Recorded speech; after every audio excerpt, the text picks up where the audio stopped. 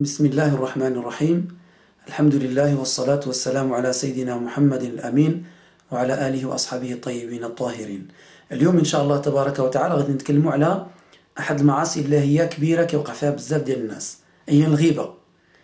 الغيبة هي أنك تذكر واحد الإنسان خوك مسلم وهو ما كاينش بشي حاجة اللي كيكره، ما يحملش تهضر معاه عليها، واخا تكون هاد الحاجة صحيحة وهي فيه، مثلا راسو كبير ولا كرشو كبيرة ولا رجل ولا عور ولا عرج وتقول عليه داك العرج ولا فلان اللي حاجة تضره، إذن هذه غيبة وهي من الكبائر اللي حرمها الله تبارك وتعالى. يعني الله تبارك وتعالى يقول في سورة الحجرات: أيحب أحدكم أن يأكل لحم أخيه ميتا فكرهتموه. يعني الله تعالى شبه ذاك الوقوع في الغيبة ديك المعصية، شبهها بأكل اللحم الميت ديال الإنسان، بما أن ذاك الشيء ما الإنسان ما يقدرش عليه وشيء نتن خيب، فكذلك خيب بزاف أن الإنسان يهضر على أخوه المسلم بالغيبة. والنساء وكثير من الرجال كيوقعوا في هذه الأمور بزاف وما كينتبهوش ليها، فالإنسان ينتبه للمسألة أنها غيبة، والإنسان لسانه غير طالق بالغيبة النهار كامل، عرفتي شحال كيهز على الإنسان على راسه ديال المعاصي. إذن الغيبة النبي صلى الله عليه وسلم عرفها لما قال كما قال أبو هريرة أن النبي صلى الله عليه وسلم قال: أتدرون ما الغيبة؟ الصحابة قالوا: الله ورسوله أعلم. قال: ذكرك أخاك بما يكره، يعني أنك تذكر خوك بشي حاجة اللي هو كيكرهها وخا صحيحة يسمعها عليه يتقلق، إذن هذه غيبة. قال واحد فيهم قال: يا رسول الله، قال: أفرأيت إن كان في أخي ما أقول؟ يعني واش لو كان فيه داك الشيء فعلا اللي كنقول عليه داك الشيء نيت صحيح؟ قال: إن كان فيه ما تقول فقد اغتبته، يعني إلا قلتي عليه داك الشيء اللي فيه راه هذيك هي الغيبة. قال: وإن لم يكن، يعني إلا قلتي عليه شي حاجة اللي هي أصلا ما فيهش وانت قلتي عليه راه أنه هذه الأشياء فيه، هذا بهتان، والبهتان أكبر وأشد وأخيب من الغيبة، يعني في المعاصي وفي استحقاق العذاب. إذن الغيبة ما كينتبهوش لها بزاف الناس، خاص الإنسان ينتبه لها. أنك تذكر على واحد المسلم واخا الإنسان هو مثلا هو كسول وتقول عليه فلان كسول، فلان كسول كيجيب غير 4/20 4/10، إذن هذه غيبة.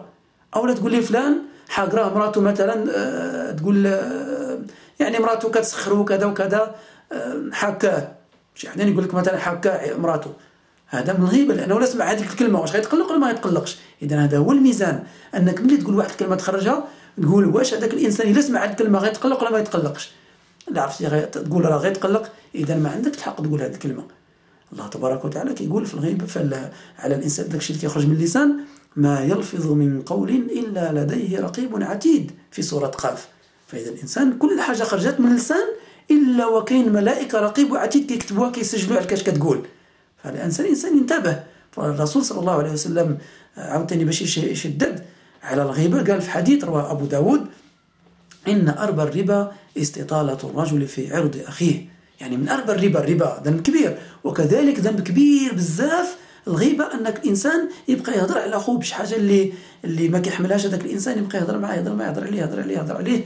فهذه غيبة يعني خيبة بزاف.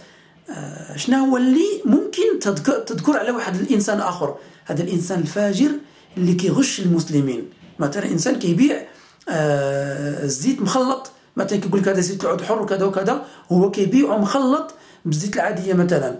هذا الإنسان تمشي عنده تنصحه أولا قبل ما تحضر منه، تنصحه تقول: يا ودي راه هذا الزيت عندك راه مخلطة وكذا وكذا، خصك تتقى الله وما تبقاش دير هذا الشيء. هضرتي معاه المرة الأولى والثانية والثالثة وما كيقبلش، فإذا شنو خصك دير هنا؟ واجب عليك، ماشي فقط يجوز وتقدر دير، لا، واجب عليك تحضر منه، تقول الناس حضيو من هذاك الإنسان راه كيزيد في زيت العود كيزيد فيه الزيت العادية.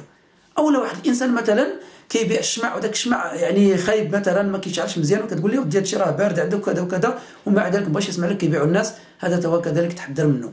لأن النبي صلى الله عليه وسلم كان مرة في السوق ولقى واحد كيبيع الشعير، دخل يدو الرسول لتحت لقاه مخلط بالماء، فحذر منه قال ليه: ما توريش الناس.